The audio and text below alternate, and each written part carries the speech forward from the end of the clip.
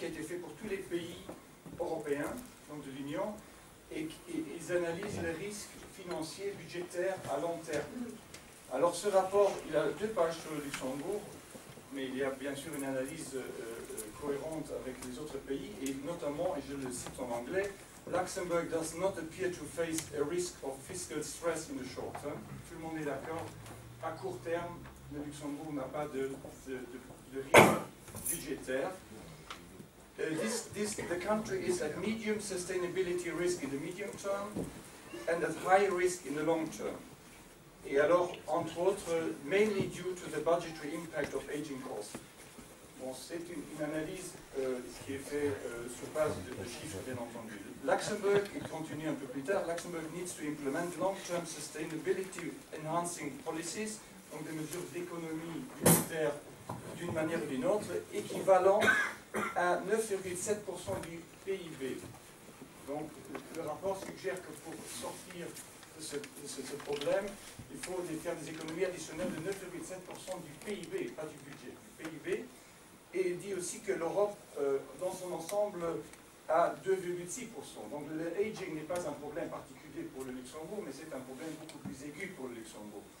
Il dit aussi un peu plus loin que la réforme, the pension reform proposal introduced by the Parliament, donc on parle déjà de la réforme, donc c'était écrit avant la réforme, mais on prend en compte donc ce que la réforme a produit.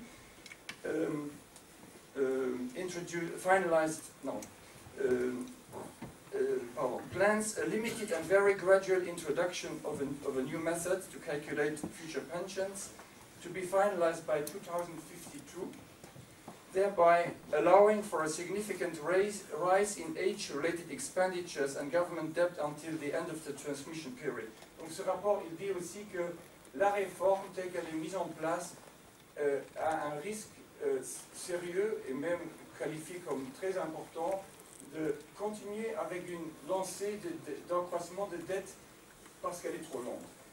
Je cite encore un tout dernier, une autre référence qui est dans le même rapport. En fait, on fait référence au 2012 Aging Report. C'est un autre rapport sur le aging, plus global, donc ce Fiscal Sustainability Report, shows a projected increase in total age-related expenditure of 12% of GDP until 2060. Et donc comparé avec une moyenne de 2,9% pour l'Union.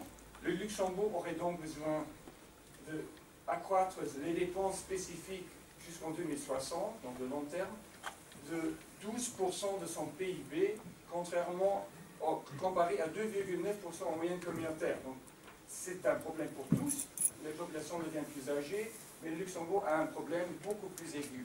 Je vous signale, pour finir avec cela, que 12% du PIB correspond grosso modo à un quart des dépenses publiques actuelles. Donc ce qui veut dire qu'il faut augmenter le budget public d'un quart si on voulait le financer par le budget public. J'arrête là et c'était juste pour vous expliquer la raison pourquoi nous avons organisé aujourd'hui cette session sur le système des retraites. Et nous n'avons pas pu trouver, je pense, mieux pour donner un inside view concernant le système des pensions de Luxembourg que M. Robert Kiefer, donc président de la Caisse des pensions au Luxembourg. Je le remercie énormément d'être venu. Nous connaissons ses avis pour la réforme, nous connaissons aussi ses textes qu'il a écrits et nous sommes je pense, très intéressé à voir comment il présente la situation et nous avons prévu qu'il parlera une vingtaine de minutes et qu'après vous avez l'occasion de poser des questions et de participer à ce débat. Voilà. Je laisse la parole à Robert. Merci. Bon, permettez-moi quand même de me présenter rapidement ici. Pourquoi je parle ici? D'abord, je suis de formation mathématique. J'ai une certaine histoire ici au Luxembourg dans la sécurité sociale. De 1976 à 1992, j'étais au service actuariel de l'inspection générale de la sécurité sociale auprès du ministère de la sécurité sociale. Et là-bas, j'étais responsable des avis actuariels concernant la réforme du financement de l'assurance pension en 1985 et aussi concernant la réforme de l'assurance pension qui a introduit une nouvelle formule de calcul en 1987. Entre 1992 et 2007, j'ai fait une petite pause au niveau de l'assurance pension. J'ai géré l'assurance maladie auprès de l'UCM à l'époque. Et je suis revenu à mes amours d'enfance en 2007, en devenant président d'abord de la Caisse de pension des employés privés, et puis à partir de 2009, président de la CNAP, et on a finalement réalisé la fusion des 4 régimes de pension contributive ici au Luxembourg. Bon, vous présentez en 20 minutes l'assurance pension au Luxembourg, les problèmes qui sont et les solutions possibles, vous comprenez bien que c'est une gageure. Ma présentation, je vous le dis tout de suite, va être schématique. Je vais brosser des tableaux en gros traits. On peut les affiner, on peut affiner l'analyse, mais dans 20 minutes, ce ne sera pas possible. Vous pouvez vous reporter dans beaucoup de publications, certaines ont été diffusées, je crois, pour surtout beaucoup de chiffres que je vais citer, que vous pouvez relire là-dedans. Mais ce sera donc un survol assez rapide. Veuillez m'en excuser dès le début. Vu de l'extérieur, la situation de l'assurance pension au Luxembourg laisse vraiment perplexe. On constate un niveau élevé de prestations. On a une réserve relativement importante par rapport aux autres pays européens, et cette réserve augmente toujours. On a eu la prouesse d'avoir maintenu notre taux de cotisation constant, celui qui concerne les assurés et les employeurs, depuis 1976. 1976, oui. Et donc, de l'extérieur, on considère Luxembourg comme un pays de cocagne, au moins au niveau des pensions.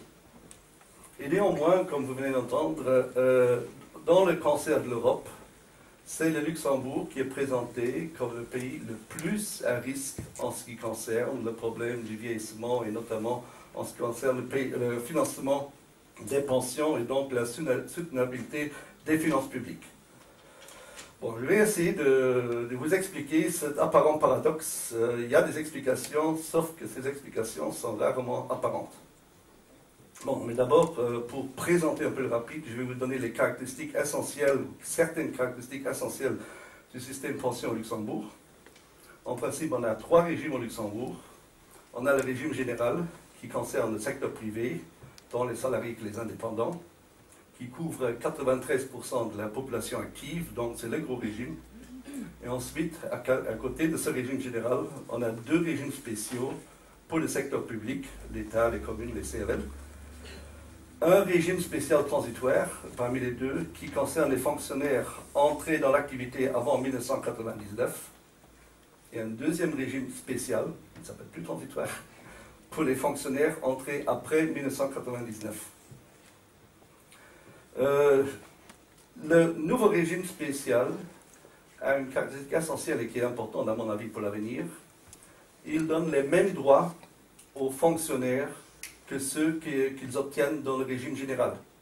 Ce n'est que les anciens fonctionnaires, dont je fais partie effectivement, qui sont entrés avant 1999, ils ont encore le droit à pension déterminée en fonction du dernier traitement. C'est un régime assez exorbitant avec des niveaux de pension très élevés, mais c'est un problème temporaire. Ce régime va disparaître progressivement, même si ce progressivement peut prendre 80 ans. Mais on a quand même pour les bases, pour les réformes futures, on a quand même, à mon avis, une avance nette sur presque tous les autres pays européens. C'est que pour l'avenir, on est en face d'un régime pratiquement unique de pension, au moins garantissant les mêmes droits à tout le monde. Et si je considère mes collègues français, avec leurs 38 régimes, etc., et avec les réformes qu'ils veulent entreprendre, je tremble à tous les coups lorsque ils fusionnent les régimes et qu'on voit dès le début que cette réforme ne pourra pratiquement pas prendre prise. Donc là, on a une situation sur ce point très favorable. Bon, maintenant, deuxième caractéristique, le niveau des prestations. Je suis forcé de faire l'affirmation que le niveau des prestations au Luxembourg est très élevé. Par comparaison par tous les autres pays, ce niveau élevé provient de quelques caractéristiques très, très simples. D'une part, on a un plafond cotisable très élevé. Il se situe à 5 fois le salaire social minimum, donc ça fait 9 600 € par mois. Et donc, si on considère qu'une assurance sociale qui tend à garantir le risque de perte de revenus et on remplace le revenu professionnel, Au niveau luxembourgeois, on va jusqu'à 9 600 € par mois pour fournir cette garantie, cette assurance. Mais à côté donc de ce plafond cotisable très élevé, on a un taux de remplacement qui est également très élevé. Taux de remplacement, je ne parle pas par rapport au dernier salaire, mais je parle par rapport au revenu moyen de la carrière d'assurance, mais bien entendu, revenu moyen revalorisé de la carrière d'assurance. Et bon, Luxembourg, il se situe entre 89 et 112%, en semi-net, je dis bien semi-net, c'est-à-dire pour celui qui part en retraite, avec des faibles revenus, lorsqu'il a cotisé 40 ans, il touchera davantage en pension, en semi-net, que lorsqu'il travaillait. Et bien, ça c'est un niveau, le niveau en France, en brut, il est à 50%, en Allemagne, il tend vers 42% à l'avenir. Donc vous voyez, ce niveau est extrêmement élevé. On a un deuxième facteur qui donne aussi des prestations très élevées, c'est pour les pensions de survie, les pensions de veuf. On a un taux de réversion qui est compris entre 75% et 100%. Pour une pension minimum, le taux de réversion est de 100% pour la veuve. C'est aussi assez unique en Europe. À côté de ce niveau élevé de prestations, il y a deux caractéristiques qui sont également importantes. On a l'indexation automatique des pensions au même niveau que les salaires. Et donc c'est pour garantir le maintien du pouvoir d'achat, ce qu'une mesure amplement justifiée, je le souligne, pour des pensions qui peuvent s'étendre sur 30 ans, 40 ans, parfois un invalide de 30 ans à 80 ans bénéficiera de pension de 80 ans, sans maintien du pouvoir d'achat, on n'est plus dans la sécurité sociale, puisqu'à ce moment sa pension sera tellement dévalorisée qu'elle ne servira plus à rien. Mais à côté de l'indexation, il y a un deuxième phénomène, on a l'ajustement des pensions au niveau réel des salaires, c'est-à-dire on est garanti aux pensionnés pas seulement le maintien du pouvoir d'achat, mais on leur accorde aussi encore l'augmentation du pouvoir d'achat dont a profité la population active. Au niveau du financement, les caractéristiques, comme presque tous les régimes publics de pension en Europe, le système de financement est celui de la répartition pure, on appelle ça le pay-as-you-go.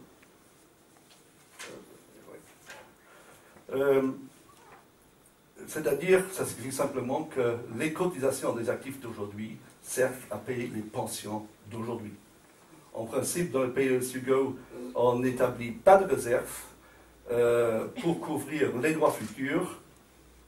Le taux de cotisation, actuellement, il est de 24%, inchangé depuis plus de 30 ans, réparti sur 3 financiers, 8% pour l'assuré, 8% pour l'employeur, et puis 8% pour l'État, qui finance par l'intermédiaire du budget de l'État. Et là, paradoxalement, malgré notre constance du taux de cotisation, il a été possible d'accumuler une réserve assez substantielle, 12,6 milliards d'euros, 3,9 fois les prestations annuelles, 28% du PIB. Et cette réserve est très appréciable en comparaison par les autres pays. Je vous donne l'exemple, le fonds de réserve de retraite, qui est un peu comparable à notre fonds de compensation. Il a 33 milliards d'euros pour la France. Nous, on a 12,6 pour Luxembourg. Je crois que l'équilibre n'est pas tellement conservé.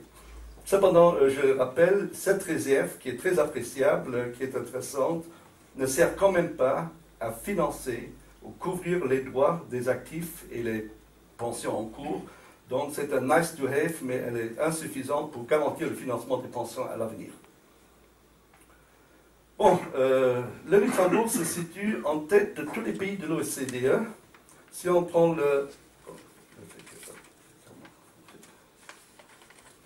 si on considère le patrimoine de retraite brut, c'est-à-dire gross pension wealth, c'est-à-dire c'est calculé pour chaque pays, en tenant compte de la législation de chaque pays, des âges de retraite, de l'espérance de vie, donc de la durée du bénéfice de la pension, du niveau des prestations, et on exprime ce patrimoine retraite en multiple du salaire annuel brut. Et là, vous voyez, le Luxembourg arrive avec 21,1 pour les hommes et 24,5 pour les femmes. Il est le plus élevé de tous les pays de l'OCDE. Et en plus, si vous regardez la moyenne de l'OCDE, on est au-dessus du double de la moyenne de l'OCDE. Ça pour illustrer quand même que le niveau des prestations au Luxembourg est très élevé. On a Une deuxième situation très paradoxale, c'est-à-dire si on regarde le poids des pensions dans le PIB, et bien là aussi pour le Luxembourg en bas, vous voyez qu'on fait, bon c'est pas très récent puisque les chiffres de la communauté n'étaient pas tout à jour, donc je me suis arrêté à 2009, mais la tendance est la même, on voit qu'au Luxembourg ça stagne, ça réduit légèrement de 10,9 à 9,5%, mais en gros ça stagne. Et là vous voyez aussi le poids des pensions dans le PIB est le plus faible de tous les autres pays comparables qu'on peut voir là. Donc c'est paradoxal. Je prends un troisième indicateur, ça c'est le rapport des dépenses et par rapport à la masse des revenus cotisables, ça s'appelle en termes techniques la prime de répartition pure. Alors, vous voyez de 1985 à aujourd'hui, elle fluctue dans une bande très étroite, elle est entre 19,5% et 24,1%. En moyenne, actuellement, elle est même inférieure à ce qu'elle était au début de la période.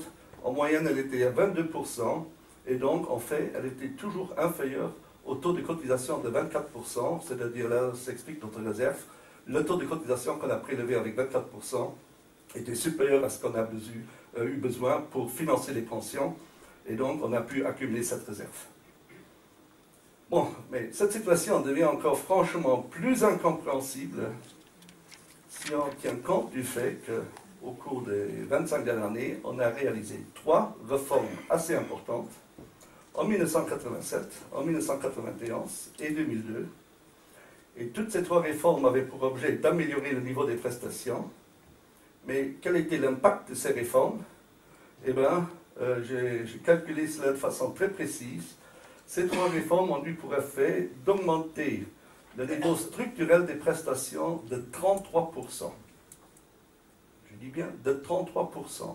Et ce n'est pas que les montants des pensions ont augmenté de 33%. Non, la structure des pensions a augmenté de 33%, puisque cette augmentation se situe en dehors de l'augmentation des pensions résultant de l'ajustement au niveau réel de salaire et en dehors de l'ajustement, de l'adaptation à l'indice du coût de la vie. Et une deuxième réforme qui a été faite et qui a, à mon avis, aussi un impact énorme, c'est que l'abaissement de l'âge de la retraite anticipée a été introduit jusqu'à 57 ans, de 60 à 57 ans pour 40 années de cotisation. Donc, une question se pose. Comment est-ce possible d'améliorer les prestations, d'abaisser l'âge de la retraite, d'accumuler une réserve, de maintenir le taux de cotisation? Comment c'est possible? Bon. Pour expliquer cette situation paradoxale, il n'existe qu'une explication. Bon, elle est bien connue, mais il faut l'analyser. Justement, c'est la fabuleuse croissance économique que le Luxembourg a connue au cours des derniers quarts de siècle. De 1985 à 2010, le PIB a augmenté en volume de 4,6% en moyenne par an, donc sur les 25 ans. C'est un taux supérieur au double de la moyenne de l'Europe des 15. J'ai pris que l'Europe des 15, puisque l'Europe des 27, il y a d'autres pays qu'on ne peut pas tellement bien comparer avec Luxembourg. Or, quelle est la répercussion de cette croissance économique sur l'assurance pension? Croissance économique signifie croissance de l'emploi. Croissance de l'emploi était possible d'une part grâce à l'immigration, d'autre part grâce aux frontaliers. Croissance du nombre de cotisations, nombre de cotisants qui ont résulté est de 3,7% par an. Et je vous dis, vous dites 3,7%, c'est quoi? Pensez à vos finances, les intérêts composés à 3,7% et regardez exponentiellement comment ça croît. Là, c'est la même chose ici. En 1985, on avait 160 000 cotisants. Aujourd'hui, on est près de 400 000. Et un taux de 3,7% signifie un doublement de la population active des cotisants tous les 19 ans. Donc, l'augmentation du nombre de cotisants entraîne une augmentation en masse des revenus cotisables, entraîne une augmentation des recettes, et parallèlement, on constate qu'au bout de 25 ans, le nombre de pensionnés a augmenté plus lentement que celui des cotisants. Le taux de croissance moyenne n'était que de 2,6% par rapport au taux de 3,7% auparavant. Et donc, c'est cette forte croissance économique, durant un quart de siècle, qui a carrément masqué à tous les niveaux l'évolution réelle de la situation du régime de pension. Et justement, il a même induit les décideurs politiques à améliorer la promesse de pension vu que la manne coulait à plein flot. Pour illustrer cette situation, qu'est-ce qui serait passé si le Luxembourg n'avait pas connu cette croissance économique? Imaginons simplement que, je me rappelle, à l'époque, on sortait de la crise de la sidérurgie, on sortait des trucs comme ça. Si la population active de Luxembourg avait stagné pendant 25 ans, qu'est-ce que en résulté? Eh bien, je me suis amusé à faire une rétro-simulation. J'ai recalculé tous les chiffres depuis 1985. Admettons que la population active reste constante, augmente avec le niveau des salaires, avec l'inflation, etc. Et parallèlement, j'ai aussi mesuré l'impact sur les bénéficiaires de pension, sauf que si la population active est constante, l'impact sur les bénéficiaires de pension est très faible, puisqu'il y aura au début quelques invalides en moins, mais les pensionnés de l'année d'après, etc., ils sont tous dans le tube, et s'il y a moins d'actifs qui reviennent, il y a quand même autant de pensionnés qui sortent au début. Et donc là, vous voyez ce qui se serait passé pour le Luxembourg. Déjà, on parle de 85, en 1991, les dépenses auraient dépassé les recettes, donc plus de versement dans la réserve. La réserve aurait commencé à diminuer. La réserve se serait annulée en 1999, ça fait il y a 14 ans, je crois, oui, serait annulée. Et si on n'avait rien fait, on serait actuellement, disons en 2008, aujourd'hui ce sera encore plus bas, en 2008, on était à moins 8 milliards d'euros de déficit. Bon, évidemment, ça on n'aurait jamais pu faire. Donc, mais pour contrecarrer ce truc-là, il aurait déjà fallu augmenter le taux de cotisation en 1992 à 30%, et aujourd'hui, on serait à un taux de cotisation supérieur à 42%. Ça, c'était une autre histoire possible du Luxembourg, mais qui, heureusement, ne s'est pas réalisée. Mais elle était possible. Donc, je viens maintenant au point principal de mon exposé. Alors, si tous ces indicateurs comme le PIB, la prime de répartition pure, etc., elles nous donnent une image, mais ce n'est pas l'image véritable de notre système de pension. Donc la question se pose, comment est-ce qu'on évalue effectivement l'équilibre financier ou la solidité financière des régimes de pension? Et les indicateurs, avec cela, en tout cas, pendant 30 ans, la plupart des gens n'ont rien venu voir, disons comme ça. Il y en a certains qui ont venu voir. Donc, je pose la question, pour apprécier l'équilibre intrinsèque de régime de pension, il faut se poser la question, si un assuré paye 24% de ses revenus cotisables ou verse dans le régime de pension, quelle est la contrepartie des droits qu'il reçoit en face? Et ça, c'est le problème essentiel. Puisqu'à la longue, à la très longue, on ne pourra jamais distribuer davantage qu'on a prélevé. Bon, sauf pour calculer, donc on fait qu'est-ce qu'il reçoit en échange. Moi, je lui ai donné ce terme, un terme plus prégnant comme la promesse de pension. Quelle est la promesse de pension qu'il reçoit en échange de ses cotisations? Je dis bien une promesse de pension, puisqu'on ne sait jamais que cette promesse va être réalisée. Mais c'est une promesse. Bon, cette promesse de pension, elle dépend de quoi? Bon, évidemment, elle dépend de la législation applicable, des conditions d'octroi des pensions, de l'âge de la retraite, de la formule de calcul de la pension, etc., du taux de réversion, de tout ce que la législation lui promet tel que ça figure dans la loi. Mais ça dépend aussi de l'environnement démographique, de l'espérance de vie, des taux de mortalité, des probabilités de devenir invalide, de la probabilité d'être marié, du nombre moyen d'enfants. Tout ça intervient, puisqu'un actif qui devient invalide, qui après meurt, laisse une femme, des orphelins, donc ça dépend de la probabilité d'être marié, du nombre d'orphelins qui sont là.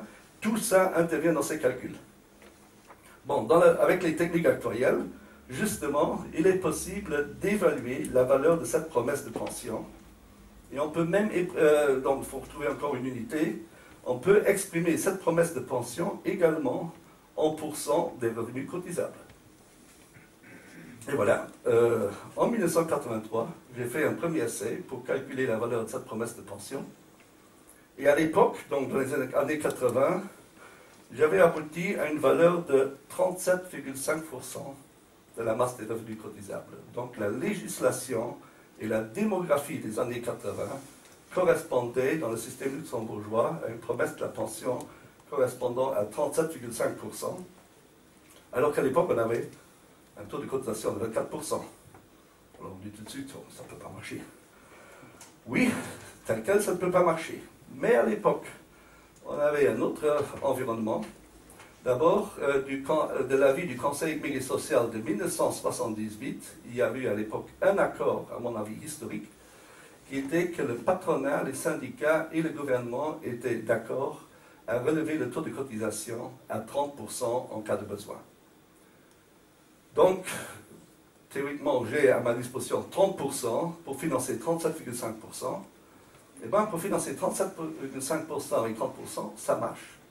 Justement, là, il y a la croissance démographique qui intervient, et j'ai calculé, il faut tout juste 0,9% de croissance démographique par an pour remplir les gaps entre les 37,5 et les 30%. Et je crois qu'à l'époque, en disant, espérons avoir une croissance démographique de 0,9%, je crois que ce n'était pas démesuré comme hypothèse, voyons qu'on a eu pendant 25 ans 3,7% de croissance démographique. Bon, mais maintenant, on se pose la question, quelle est la situation actuelle avant la réforme de décembre? On a toujours le taux de cotisation de 24%, mais on n'a plus l'accord entre syndicats, patronat et gouvernement de relever le taux de cotisation à 30%.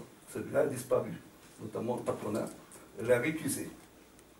Alors, au niveau valeur promesse de pension, là, effectivement, je dois assurer, je n'ai plus refait les mêmes calculs que j'avais fait à l'époque, mais quand même, je peux quand même calculer une valeur minimale de cette valeur de la promesse de pension.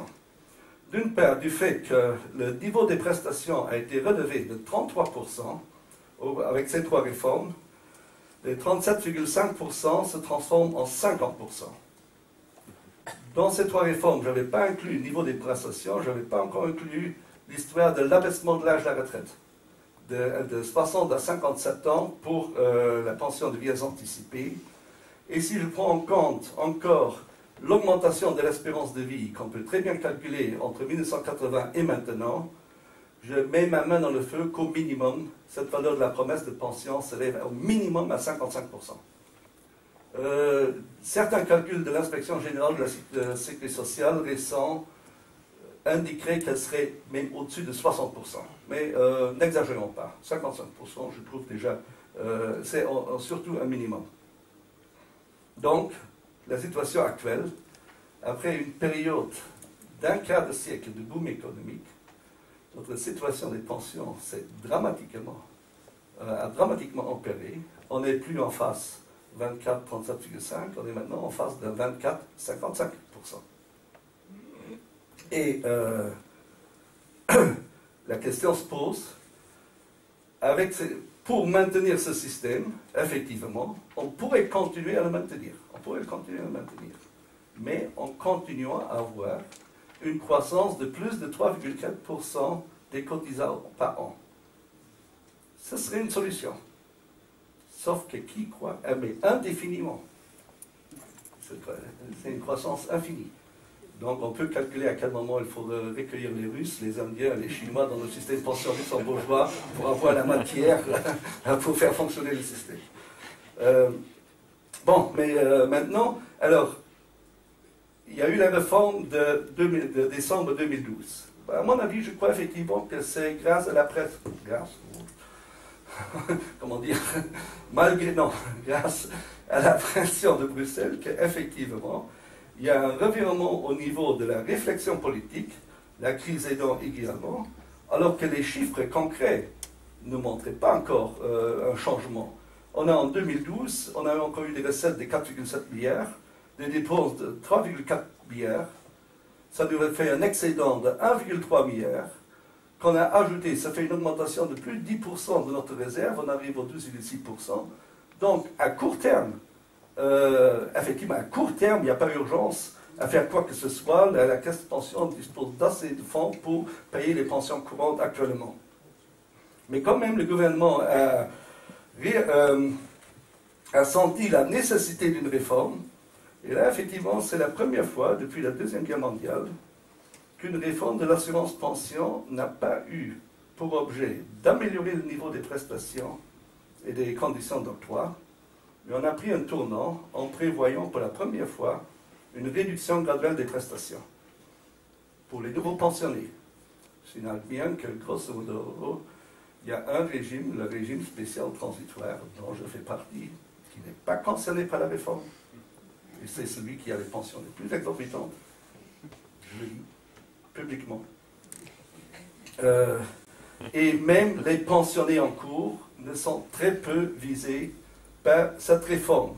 Tout se concentrera sur les prochains entrants dans la pension.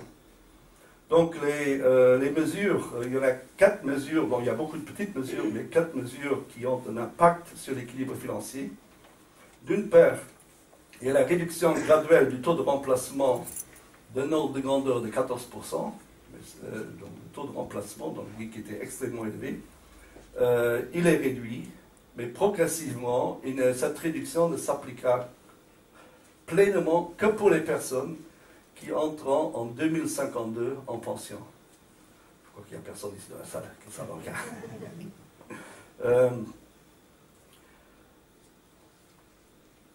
Donc,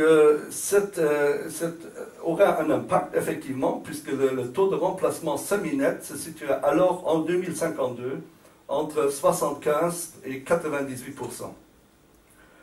Une deuxième mesure qui correspond à 2,3% de la pension annuelle, c'est la suppression de l'allocation de fin d'année, mais elle ne deviendra effective que lorsque le taux de cotisation devra être relevé au-delà des 24%. Or, ça, c'est probablement pas prévisible avant 2020.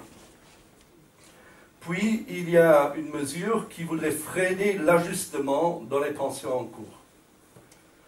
Cette mesure freinage, c'est-à-dire si les salaires croissent d'1%, de n'attribuer aux pensionnés qu'un demi% sur cette augmentation, ce serait une mesure d'économie effectivement, à condition d'avoir une croissance du niveau des salaires réels à l'avenir. Or, l'analyse du passé montre que, surtout la situation de Luxembourg, de la mondialisation, de la pression, etc., d'abord, historiquement, on voit sur les 30 dernières années, le taux de croissance du niveau réel des salaires est sur une pente régressive, et il faut se demander si, surtout, par exemple, cette année-ci, je crois qu'il n'y a absolument pas, il y a même une régression du niveau réel des salaires, d'après les données que je n'ai pas encore les statistiques définitives, mais d'après les données du Statec, il parle plus que cette année-ci, le salaire réel réduit au Luxembourg, donc ce serait un ajustement négatif. Et donc, s'il n'y a pas de croissance du niveau réel de salaire, en divisant l'ajustement par 2, ne produira pas d'économie, pas d'énorme d'économie. Et finalement, il y a une mesure en dernière minute qui a été introduite, la réforme qui n'était pas prévue, mais effectivement, on a supprimé un ajustement de 1,5%, et effectivement, cette suppression de l'ajustement de 1,5% a touché tous les pensionnés en cours dans tous les régimes. Bon, mais l'ensemble de ces mesures, je les chiffre grosso modo à une réduction de 17% en 2052. Ça veut dire qu'en 2052, la valeur de la promesse de pension serait donc de l'ordre de 46%. Sauf que, probablement, cette réduction sera partiellement ou totalement bouffée par l'augmentation future de l'espérance de vie qui tend de nouveau à augmenter la promesse de pension. Donc, je ne suis même pas sûr que cette réforme suffira à compenser le coût supplémentaire résultant de l'augmentation probable de l'espérance de vie future. Donc, j'arrive à ma conclusion. Cette réforme tend effectivement à réduire la valeur de la promesse de pension à 46%, mais, compte tenu de l'espérance de vie, ça risque de ne pas rester à ces 46%. En face, nous avons notre taux de cotisation de 24%, et comme je viens de l'expliquer tout à l'heure, oui, il n'y a pas de problème. Si la croissance de l'emploi continue avec plus de 3% par an au Luxembourg, il n'y a pas de problème. Mais du moment que ça ne va pas se réaliser, il y a un problème. Et ce problème concerne pas seulement, premièrement, pas les pensionnés en cours, ni ceux qui sont proches de la retraite, mais ce problème concerne vraiment les jeunes actifs. Voilà, je vous remercie de votre attention.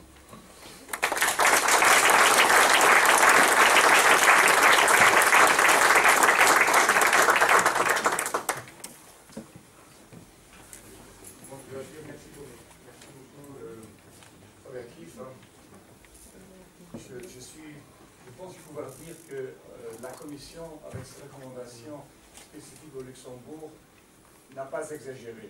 Mais ça, je le dis, je n'ai pas vu d'éléments pour me faire changer d'avis maintenant. Mais ce n'est pas ça le point ici. C'est à vous maintenant de réagir. Vous avez certainement des questions et c'est pour ça qu'on a aussi invité M. Philippe. Donc, vous avez des questions dans la salle? Je donne le micro parce que comme on est beaucoup, c'est peut-être mieux de... Oui, mais allez-y.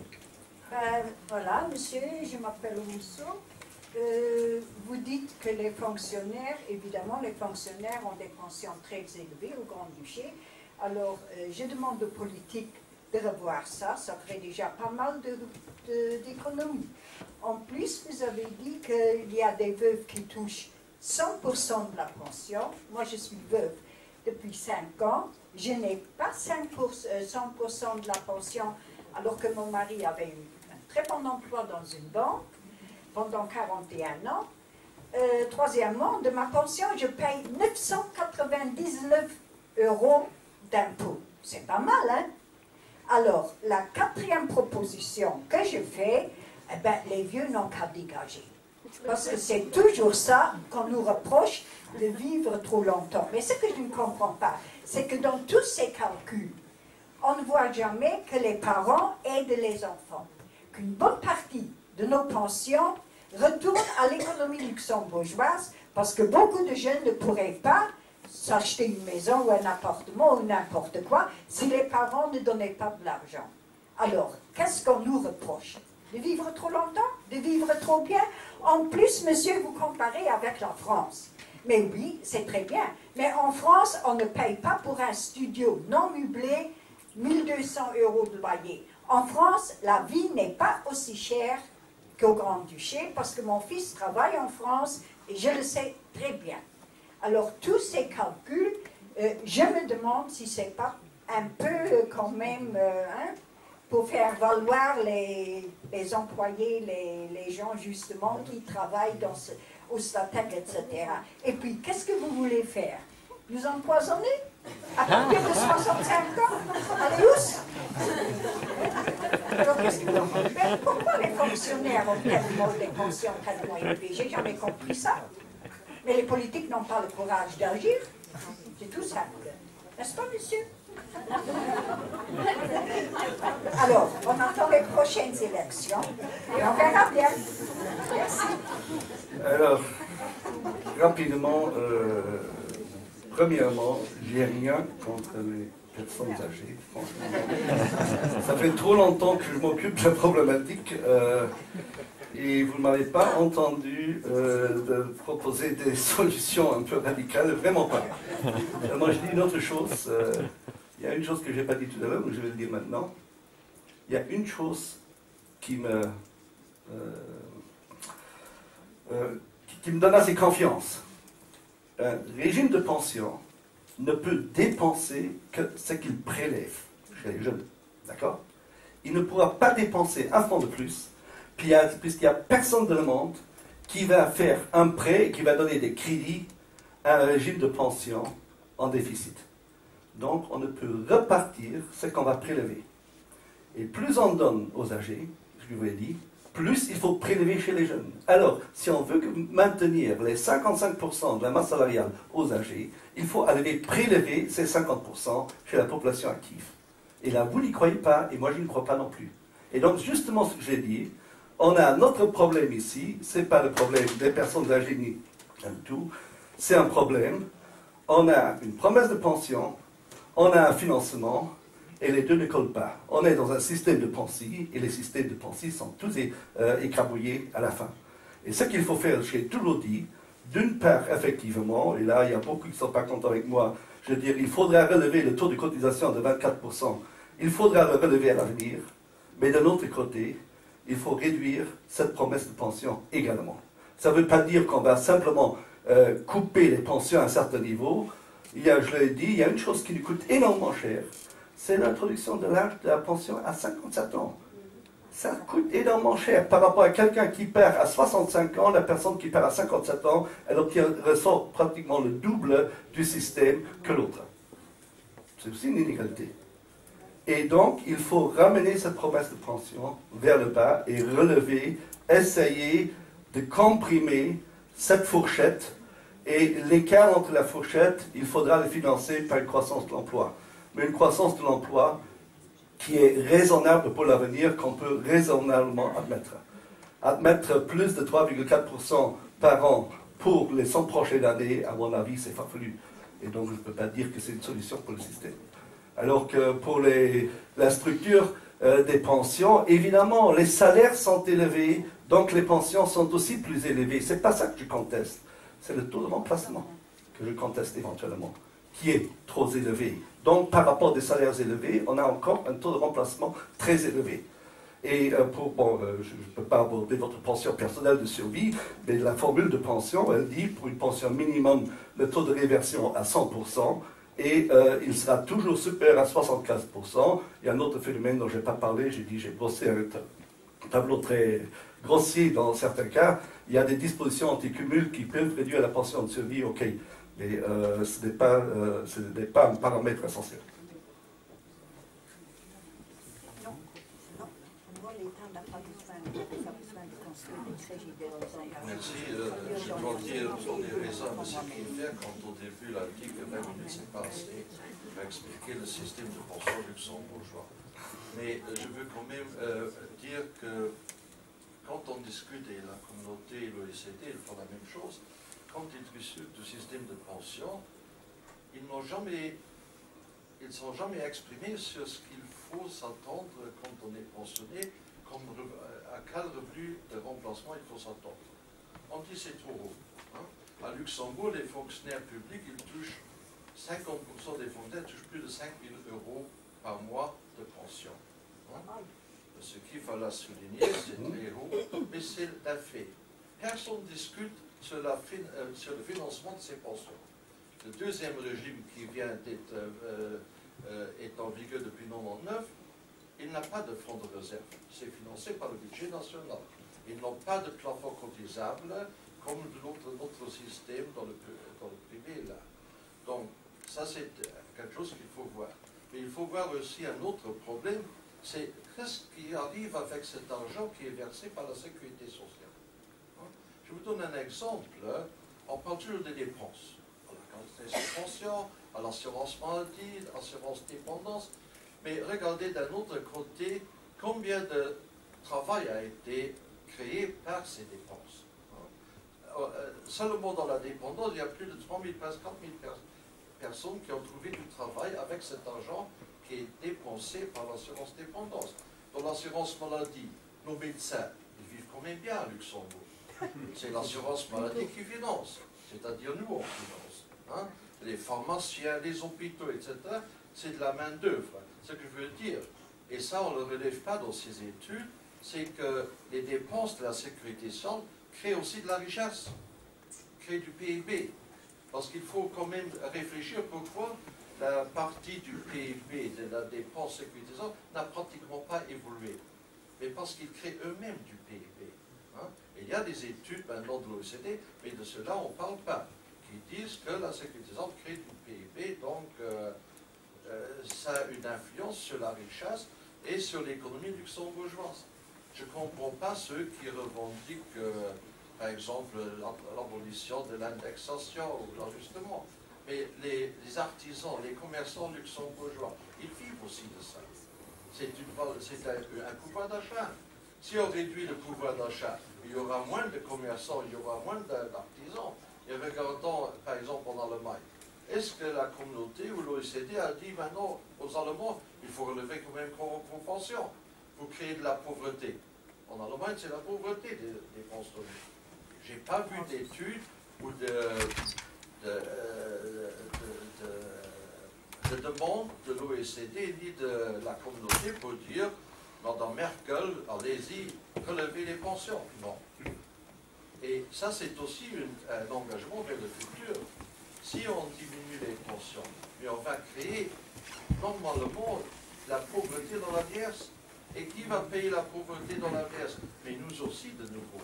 Donc, il faut regarder les deux côtés de la chose quand on regarde ce dossier. Et comme je l'ai dit encore une fois, c'est très court.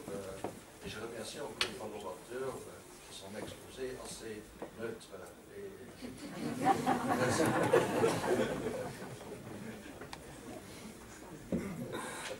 Merci beaucoup.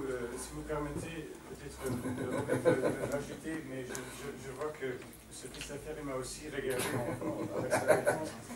Et je voudrais... Non, mais je le comprends très bien. Et croyez-moi juste une chose, et c'est vraiment essentiel. Les recommandations que fait la Commission européenne sont faites dans le cadre du semestre européen qui a été mis en place pour sauvegarder l'euro, pour sauvegarder l'économie européenne. Et c'est des recommandations dans le cas de pays comme Luxembourg qui n'ont pas de problème à court terme.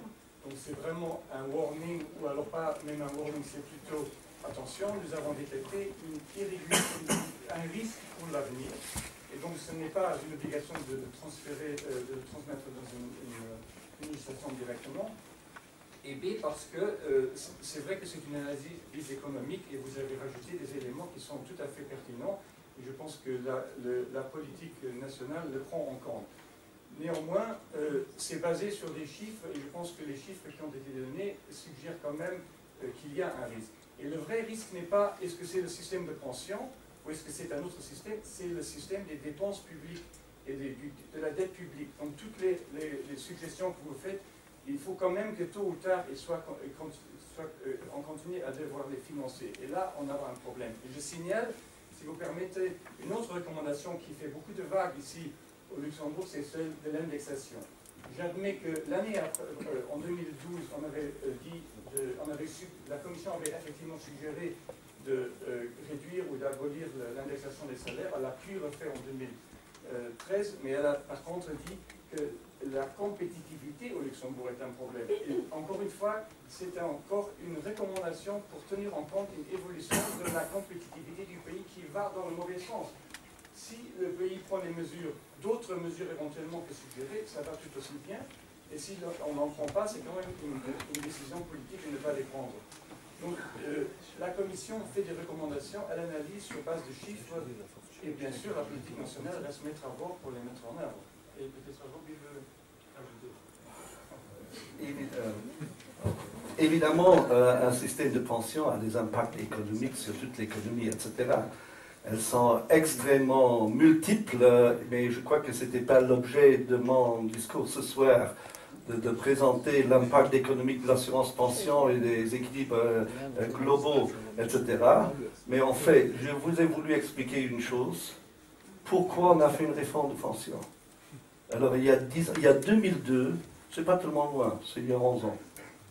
On faisait exactement le contraire. Et la situation n'a en fait pas du tout évolué entre 2002 et maintenant. On a les mêmes excédents, etc. Les chiffres que je vous ai demandés, tout est resté stable. Alors en 2002, on a pu rajouter la promesse de pension. Et en 2012, on a dit, faut aller dans l'autre sens. Alors, j'ai voulu tout simplement aujourd'hui vous expliquer qu'est-ce qui était derrière. Et qui avait une raison de faire aller à contre-courant, puisqu'on ne peut pas continuer dans ce sens-là. Et je l'ai fait avec mes moyens. Je n'ai pas pris, pour une fois, et je crois que ça c'est la différence, je ne prends pas au numérateur des dépenses de pension de l'an 2060 que personne ne peut calculer, ni au numérateur et au dénominateur en 2060 d'un PIB que non plus personne ne peut calculer. Ça, je n'ai pas fait. Et j'ai fait tous mes calculs ici, avec notre formule de pension actuelle, avec notre mortalité actuelle, nos taux d'invalidation actuels, avec tout ce qui est connu aujourd'hui, et j'ai montré, eh ben, si on prend les 24%, qu'est-ce qu'on promet en contrepartie. Et là, ça, je ne dépends pas de l'évolution en 2060 que personne ne connaît. Évidemment, avec des modèles économétriques, on peut faire des projections, etc. Mais la validité de ces modèles, etc., probablement, il n'y a que les relations qui sont projetées. Mais justement, j'ai fait un tout autre discours. j'ai expliqué le problème de l'assurance pension sur une simple équation, qu'est-ce que je contribue et qu'est-ce qu'on me promet. Et justement, je crois dans le terme promesse, c'est vraiment ce qui est pernicieux. Ce n'est qu'une promesse que vous recevrez. Allez voir, dans 10 ou 15 ans, vous allez véritablement toucher. Et ce ne sera plus la promesse, je vous le garantis. Je suis sûr qu'on va avoir quelqu'un qui veut prendre la parole.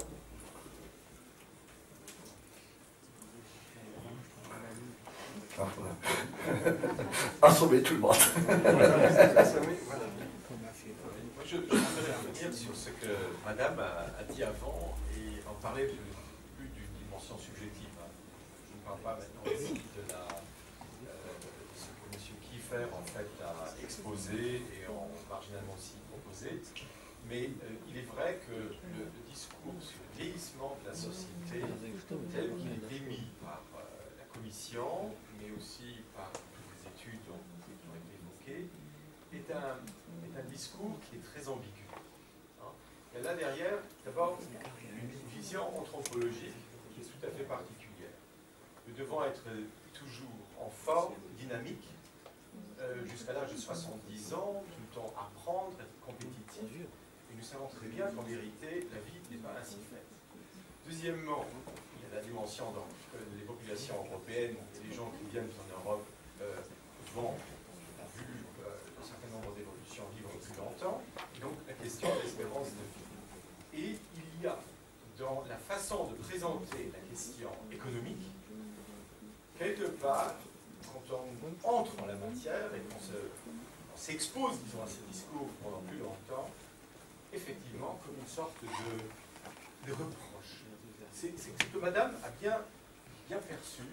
C'est comme si le vieillissement, tout comme l'accident de vie d'ailleurs, et le chômage, tout ça, ça dérange énormément dans cette façon de voir les choses.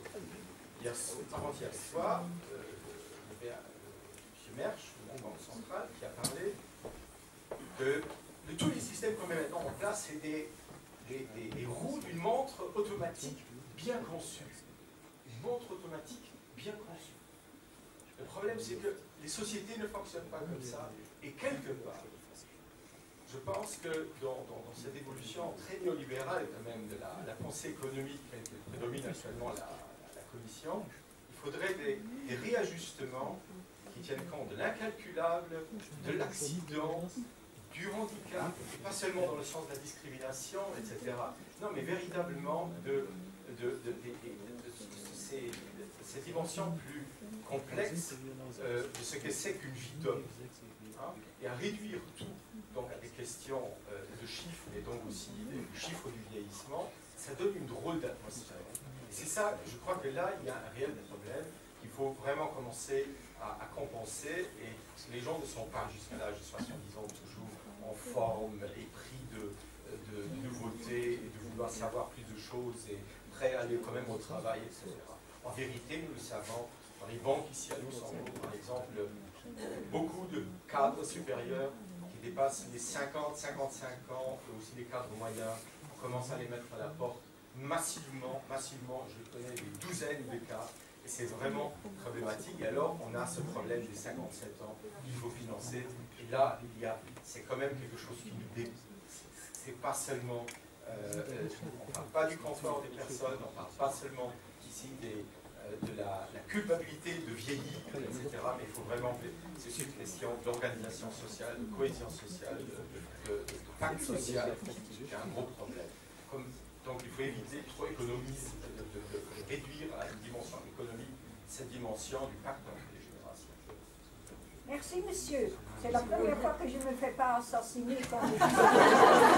Merci, monsieur. Je suis bien contente. Vous m'avez beaucoup aidé. Parce que d'habitude, on me tombe dessus après raccourci quand je dis que j'en ai marre de me faire traiter de vieille et qu'il est temps de dégager. Je pense que nous sommes tous d'accord que ce serait un grand bénéfice pour nous tous si le calcul était mauvais et qu'il faudrait encore avoir 10% à la promesse juste due à l'accroissement de l'âge de vie. Mais on prend note, merci beaucoup. Peut-être quelqu'un veut réagir, parce Je réagis, moi, à Victor, en soulignant effectivement que nous avons eu l'année avant l'année européenne du vieillissement actif. Et donc, c'est quand même un thème que l'Union européenne s'est mis aussi sur le radar pour parler de ces thèmes-là. Et bien entendu, vieillir bien, mais bien sûr, c'est lié à cette problématique de quand est-ce qu'on commence à aller à la retraite, bien entendu aussi, mais les aspects de santé, de vieillir bien, de rester actif non professionnellement étaient à la une aussi. Donc, j'aime quand même aussi le souligner. Vous avez encore la possibilité de réagir. Donc, s'il n'y a personne d'autre, on donne le micro à M. Christopher qui a déjà eu. Je ne veux pas monopoliser, mais la pension à 67 ans, elle ne survivra pas à Luxembourg. Parce qu'il faut 40 années d'activité. Et les jeunes qui entrent maintenant en service, ils rentrent après 20 ans en service. Alors 20 ans plus 40, ça fait 60. Donc les 57, c'est un régime transitoire qui va mourir. Ça, c'est très certain. Donc il ne faut pas se focaliser là-dessus pour dire dans 50 ans, ça durera un certain temps, mais les seuls qui vraiment peuvent profiter aujourd'hui de ce régime, ce sont nos immigrés portugais qui, eux, ont commencé à travailler à 15 ans. Hein. Au Luxembourg, ceux qui ont suivi les études à Luxembourg, c'est pratiquement plus possible. Et je voulais réagir, ça c'est une réaction. La deuxième, c'est ce que monsieur a dit, et moi aussi. Il faut aller dans un autre régime pour voir quand même les méfaits de cette politique de dire qu'il faut garder les gens dans l'exercice. C'est bien théoriquement, mais en pratique ça ne marche pas. Ce que je vois, comme je suis vice-président de la Caisse de maladie, augmentation faramineuse des dépenses chez les psychiatres. Et ce sont les cadres, les semi-cadres, etc., qui sont chaque jour chez les psychiatres. Pourquoi? Et parce qu'ils sont sur un mobile, ressentent un mobile dans leur enfant, qui est formidable. Parce qu'en fait, restructuration, ils sont mis à côté. Hein? On ne va pas les restructurer avec eux. On leur dit, mais est-ce que vous avez réfléchi pour prendre la rente d'invalidité? Et d'autre part, les employeurs disent, ah mais il ne faut pas donner à tout le monde la rente d'invalidité. Hein? Et nous avons demandé dans la pension de réforme, nous avons demandé au gouvernement parallèlement des mesures pour le maintien dans l'entreprise pour l'enfant. Qu'est-ce qui est arrivé? Rien. On attend toujours ces projets pour qu'on autorise les gens qui veulent rester plus longtemps, qui sont encore enfants, de garder leur emploi. Et rien s'est fait sur ce plan-là.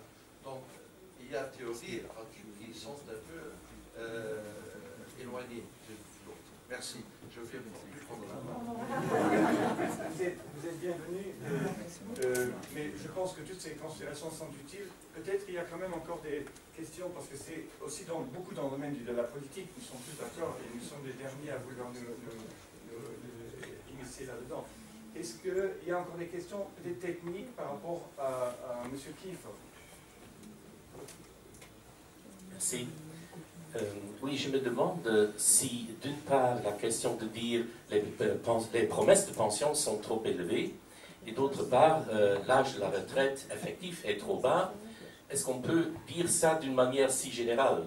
Ou est-ce qu'il ne faut pas plutôt nuancer et dire que pour d'aucuns, la promesse est trop élevée, et pour d'aucuns, il est peut-être très mauvais de cesser déjà l'activité si tôt, tandis que d'aucuns ne peuvent pas travailler jusqu'à 65 ans, mais ce sont justement ceux-là qui sont forcés pour le moment parce que leur pension n'est pas élevée. Et donc je crois qu'il y a comme un paradoxe dans le système, que ceux qui pourraient travailler plus longtemps, ils s'arrêtent très tôt, ils ont des pensions élevées qui le leur permettent. Et ça, il faudrait le renverser, je crois. Évidemment, je voulais tout au début, je vais brosser un tableau en très grossier. Évidemment, si je parle promesse de pension, évidemment, c'est une promesse moyenne. Ça ne veut pas dire que tout le monde devrait en prendre maintenant une mesure uniforme qui touchera tout le monde de la même manière. Je sais très bien, il y a un grand problème et qui est presque insoluble dans cette discussion. Et vous voyez bien, en France, on a aussi pas réussi. C'est l'histoire de l'équité devant la mort dans le système de pension. Tout le monde n'a pas la même espérance de vie. Surtout l'individu, on ne peut pas le calculer, on calcule pour les groupes. tous les groupes de travailleurs n'ont pas la même espérance de vie. Donc, effectivement, il faudrait, par exemple, pour l'âge de la retraite, il faudrait différencier en fonction de l'espérance de vie. Il est parfaitement équitable que certaines partent plus tôt en retraite et d'autres plus tard, en fonction de la pénibilité de travail et de leur espérance de vie qui en résulte, pour que le système soit lui-même équitable. Or, ce qu'on vient de faire justement, et je suis un des seuls à l'avoir fait, en 1983, j'avais calculé la mortalité des employés privés et j'avais calculé la mortalité des ouvriers. J'avais trouvé déjà là, pour ces deux grands groupes, une différence d'espérance de vie de l'ordre de 2 années. Maintenant, depuis 2009, on a le statut unique. Je ne peux même plus calculer, on n'a même plus les grands groupes ouvriers employés, je ne peux plus les calculer. Alors qu'effectivement, dans la société, il y a, dans la population, il y a des professions, etc., qui, avec le travail de nuit, etc., qui sont beaucoup plus touchées, et pour être véritablement équitable, il faudrait pouvoir nuancer cela. Mais, d'abord, peut-être pour, dans 40 ans, comme la France le pense introduire maintenant, donner des points de pénibilité pour chaque année. Ça, on peut faire pour l'avenir. Donc, ça concerne ceux qui partent dans 40 ans. Mais pour ceux qui partent demain, on ne peut pas donner des points de pénibilité sur les 40 passées années. On ne peut pas le faire. Techniquement, administrativement, impossible. Et donc, effectivement, là, ça c'est un grand point. Il faudrait nuancer en fonction de son espérance de vie l'âge de la retraite, entièrement d'accord pour être équitable, ce qui voudrait dire, à contrario, pour quelqu'un qui part à 57 ans sans avoir cette pénibilité, il faudrait lui imposer un coefficient actuel de réduction de la pension parce qu'il part tellement plus tôt et donc son niveau de pension doit être réduit par rapport à quelqu'un qui part plus tard. Ce serait la solution. Merci. Le temps progresse, c'est le midi de l'Europe. Il y a encore des questions? Mais vous êtes toujours bienvenus. Mais qu'est-ce que vous faites avec des gens qui sont forcés de partir en pension à 57 ans? Comme chez le cas, chez mon père qui a travaillé à la banque. Et lui, il a aimé son travail, il a été forcé de partir parce qu'il était trop cher. Alors c'est la faute de l'économie quand même, c'est pas la faute de lui. Alors, je ne sais pas comment le cas de votre père maintenant. Non, il y a certainement une contradiction au niveau des employeurs, au niveau de leur organisation syndicale. Ils disent toujours qu'il faut augmenter l'âge de la retraite, etc. Ça, c'est le discours officiel. Et dans la pratique, on voit, je crois que ce qu'on vient de dire là, effectivement, dans le secteur bancaire, moi personnellement aussi, il y a tellement de personnes qui partent à 55 ans, etc., ou qui les forcent. Il y a peut-être aussi un autre. L'employeur le met à l'appart parce qu'il a la possibilité d'avoir la pension à 57 ans. Peut-être s'il n'avait cette possibilité d'une pension à 57 ans, peut-être l'employeur ne mettait pas à la porte. Je ne peux pas dire. Ça dépend des raisons, si c'est raisons économiques ou autres raisons. Je vais vous donner un autre truc qui est, à mon avis, assez critique. La chance d'emploi des personnes âgées. Elle est influencée par l'âge de la retraite. Quelqu'un à 55 ans, pourquoi il ne trouve pas de travail? Pour beaucoup de raisons. Mais il y a une aussi qui n'est jamais mentionnée. Mais parce qu'il va partir en retraite à 60 ans et personne ne commence à embaucher quelqu'un, le former, etc. lorsqu'il part à 67 ans. Je dois vous le dire, j'ai fait la même chose pour ma secrétaire. Je n'avais pas envie de former une secrétaire pour 4 années. Ça, c'est une réaction normale. Mais parce que si l'âge de la retraite aurait été 65 ans, pour 9 ans, ça aurait été parfaitement possible. Et il y a une interaction là que je trouve nulle part thématisée.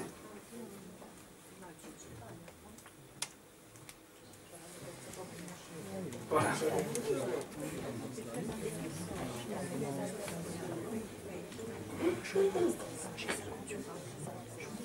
Notre modèle prévoit qu'on cotise 40 ans pour avoir la retraite. Mais non, disons, vous êtes basé sur quelles années alors pour réaliser vos chiffres?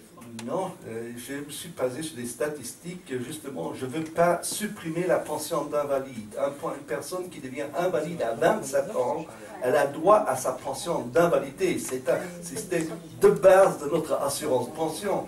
Donc je ne veux pas forcer tout le monde. seulement pour des modèles, pour comparer, etc., pour calculer un taux de remplacement. Je ne peux pas calculer un taux de remplacement pour quelqu'un qui travaille 2 ans, quelqu'un qui travaille 5 ans, ça n'a pas de sens. Alors là, on prend les 40 ans parce que c'est un chiffre comme ça en l'air qui est d'habitude et qui figure pour la pension des anticipés, le stage c'est 40 ans. Donc ça c'est seulement pour présenter des résultats, mais mes calculs, effectivement, on prend les statistiques telles que ça se passe dans la pratique, les invalidations, etc. Et il y a aussi des personnes qui partent sur 65 ans en retraite, tout ça c'est compris. Donc je n'utilise pas un modèle simplifié où tout le monde travaille ses 40 ans, non. Non, parce qu'on a justement le problème des jeunes qui sont au chômage, qui ont peut-être 30 ans et toujours pas d'emploi, Oui. donc ils n'arriveront jamais à cotiser 40 années. Donc ils n'auront pas de retraite comme quelqu'un qui aura cotisé 40 ans. Oui, ça c'est... Au niveau du montant de leur future retraite. Non, ça c'est une réalité, sauf que pour mesurer ces cas-là, le Luxembourg, il a 2 tiers de travailleurs, soit étrangers, soit frontaliers, soit résidents étrangers, mais qui venaient d'autres pays. Donc on a une minorité de personnes qui ont encore une carrière d'assurance complète au Luxembourg. Et donc, il faut prendre certains modèles, etc. Mais pour voir qui a encore une carrière complète, etc., c'est très difficile à déterminer au Luxembourg. Un frontalier qui arrive à l'âge de 30 ans, au Luxembourg, il commence à travailler à 30 ans, qu'est-ce qu'il fait auparavant? On le saura lorsqu'il demandera sa pension, mais pas avant.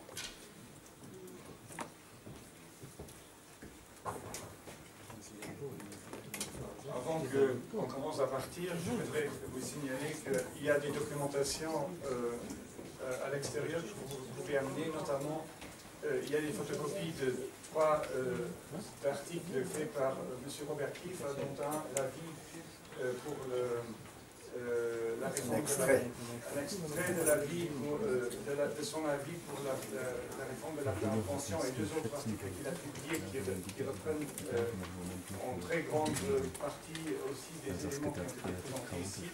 Vous avez aussi ce rapport seulement disponible en anglais, Fiscal Sustainability Report. On n'a pas eu les copies pour tous, mais s'il manque, vous pouvez certainement l'avoir. Et je profite de faire un peu de publicité pour mon ami Victor Weiss, qui a un site Europa Forum dans le ministère des Affaires étrangères, qui a aussi une liste de publications, on peut vous donner la référence tout à l'heure, qui comprend d'autres documents par rapport à la pension, le système de pension, aussi sur le semestre européen d'ailleurs, parce que si on a organisé aujourd'hui cette discussion, c'est aussi et surtout à cause du semestre européen, déclenché par des rapports de recommandations de la Commission, donc il y a des documents là-dessus. Bon, je vous laisse les coordonnées sur le site Europa Forum, je fais référence à ça. Bon, je ne sais pas si il y a peut-être encore une dernière question. Je remercie de ma part beaucoup M. Robert Kief, qui je pense que ça a quand même donné beaucoup d'informations de base qui, j'espère, vous servent et qui éclaircissent le cas, le problème du système des pensions. Et pour vous, je vous remercie énormément d'être venus si nombreux. On avait espéré trouver une autre salle en dernière minute, mais parce qu'il y avait beaucoup qui s'étaient inscrits, malheureusement ça n'a pas marché. Donc je m'excuse pour ceux qui ont dû rester debout derrière. Voilà, merci beaucoup et bon après-midi.